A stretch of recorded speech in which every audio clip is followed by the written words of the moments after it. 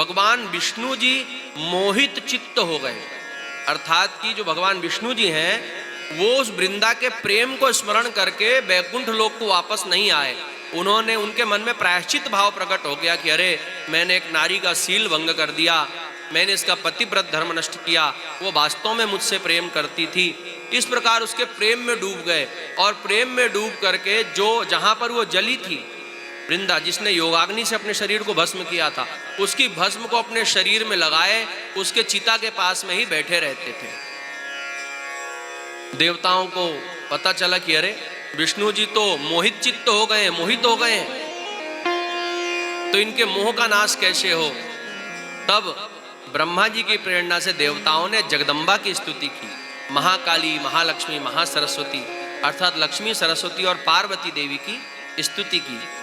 उन तीनों देवियों ने बीज प्रदान किए, 3 बीज प्रदान किए। उन्होंने कहा इन तीनों बीजों को जहां पर वो भस्म है, जहां पर राख है उस वृंदा की, वहां पर जाकर बो देना। इनसे जो पौधे उगेंगे इनको देख करके विष्णु जी को ज्ञान उत्पन्न हो जाएगा, वो पुनः आत्म चेतना से युक्त हो जाएंगे। देवताओं ने उन बीजों पर अमृत सिंचन करके उनको जहां पर वो भस्म है वहां पर डाल दिए। कुछ ही दिनों में वहां से छोटे छोटे पौधे प्रकट हुए। उसमें से जो बीज माता सरस्वती ने दिया था, उस बीज से जो पौधा उत्पन्न हुआ वो आगे चल के आंवला कहलाया। क्या कहलाया? आंवला कहलाया, धात्री फल।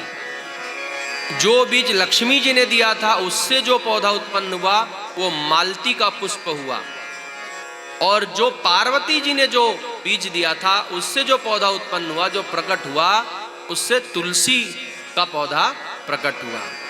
ये 3 प्रकार के अमृतमय पौधे प्रकट हुए।